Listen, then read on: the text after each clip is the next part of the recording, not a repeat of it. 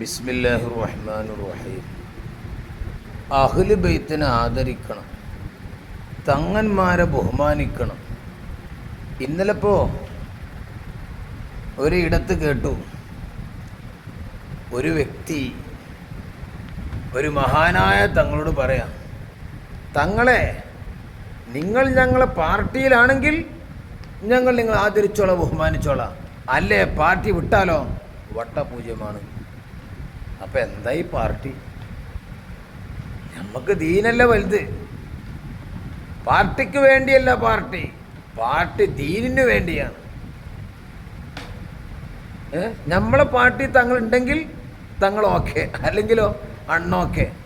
വല്ലാത്ത കാലായി.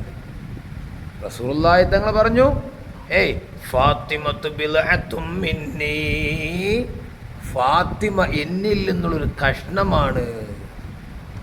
ഫാത്തിമ കഷ്ണമാണെങ്കിൽ ഫാത്തിമയുടെ പേരമക്കളും കഷ്ടമാണ്. റളിയല്ലാഹു അൻഹും. തമാശ, കളിയാ. ഫമൻ അഗ്ളബഹ, വല്ലവനും ഫാത്തിമയെ ദേഷ്യം പിടിപ്പിച്ചാൽ അഗ്ളബനി, അത് എന്നെ ദേഷ്യം പിടിപ്പിക്കലാണ്. ഫാത്തിമയുടെ മക്കളെ ദേഷ്യം പിടിപ്പിച്ചാലും അത് എന്നെ ദേഷ്യം പിടിപ്പിക്കലാണ്. എന്തൊക്കെ ഇതിന് വായിക്കലമൊക്കെ സല്ലല്ലാഹു അലൈഹി വസല്ലം. അവിടെ കസ്തലാനിയിലുണ്ട്. മറ്റൊരു റിപ്പോർട്ടിൽ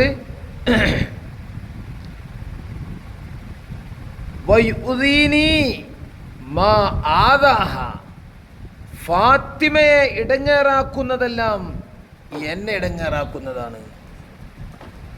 ഏയ് ഫാത്തിമയുടെ മക്കളെ ശല്യപ്പെടുത്തൽ അത് എന്നെ ശല്യപ്പെടുത്തലാണ്. ഫഫീഹി തഹരീമു ഈദാഇഹി സ്വല്ലല്ലാഹു അലൈഹി വസല്ലം ബിക്കുല്ലി ഹാൽ, ഏത് ഹാലിലും വലാ കുല്ലി വജ്ഹിൻ, ഒരു നിലക്കും അള്ളാഹുവിൻ്റെ ഹബീബിനെ ഇടങ്ങേറാക്കാൻ പറ്റൂല. അത് മക്കളെ ശല്യപ്പെടുത്തിയും മക്കളെ ആക്ഷേപിച്ചും പേരമക്കളെ തെറി വിളിച്ചും തോന്നിവാസം പറഞ്ഞും നമ്മുടെ ചേരിയിൽ അല്ലെങ്കിൽ തങ്ങൾക്ക് തങ്ങളെ സ്ഥാനമില്ല. ഇവരൊക്കെ ആരെ ദീന് പഠിപ്പിച്ചത്? തങ്ങന്മാരെപ്പോഴും ഇസ്ലാമുണ്ടോ തങ്ങളിൽ, തങ്ങളെപ്പോഴും തങ്ങളാണ്. ആദരിക്കണം, തങ്ങൾ എന്ന ഹൈസിയത്തുള്ള ആദരിക്കണം, ബഹുമാനിക്കണം. തങ്ങൾക്ക് ബഹുമാനമുണ്ടായത് പാട്ട് കൊണ്ടല്ലടോ, തങ്ങൾ അള്ളാഹുവിൻ്റെ ഹബീബിൻ്റെ കഷ്ണമായത് കൊണ്ടാണ്. എന്തേ അല്ലേ? അല്ലാഹു തആല അഹ്ലു ബൈത്തിൻ്റെ